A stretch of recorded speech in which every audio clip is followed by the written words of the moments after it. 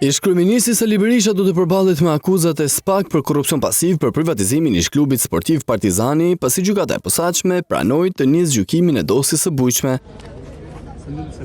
Pas 7 muaj shtyrje zvarritje për seancën paraprake, gjyqtarja Florera Davidi pranoi 333 fashikujt e SPAK, ku thotë se Sali Berisha, gjatë kohës që ishte kryeministër, ka përdorur funksionin e tij për të favorizuar dhëndrin Jamarbër Maltezi në procesin e privatizimit të ish-kompleksit Partizani, ku më pas u ndërtuan pallate banimi. Kjo vendimarrje, thot SPAK, është bërë në mënyrë të parregull dhe me ndikim nga Berisha, duke sjellë përfitime të padrejta për Maltezin dhe dëm ekonomik për shtetin. Ndaj Jamarbër Maltezit, SPAK ka ngritur akuzën për korrupsion pasiv dhe pastrim parash, por avokati i ish-kryeministrit Genci Gjokutaj shpreh se vendimi i gjykatës ishte i padrejtë pasi nuk ka fakte penale që provon se Berisha ka shkelur ligjin.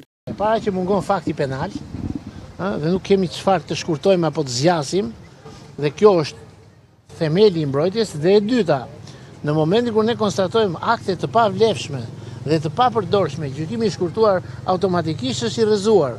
Sali Berisha në vazhdimsi e ka cilësuar procesin politik dhe ka deklaruar se do të përballet me akuzat në gjykatë me një proces të zakonshëm, duke refuzuar gjykimin e shkurtuar.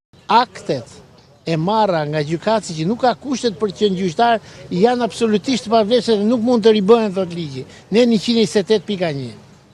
Tash ne nuk dim ku të gjejmë një shpjegim, e kupton, midis çartjes së gjyqtarit edhe atij kodi procedure.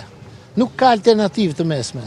Kjo është situata. Biznesmeni Xhimi Begea dhe Andja Pustina do të përballen me gjykatën e posaçme me akuzën e korrupsionit pasiv dhe pastrimi parash, ndërsa Fatmir Bektashi me akuzën e korrupsionit aktiv. Pas pranimit të dosjes, gjykata e posaçme do të përcaktojë me short 3 gjyqtarë të procesit që do të ulën në bankën të akuzuarve ish-kryeministrin Berisha.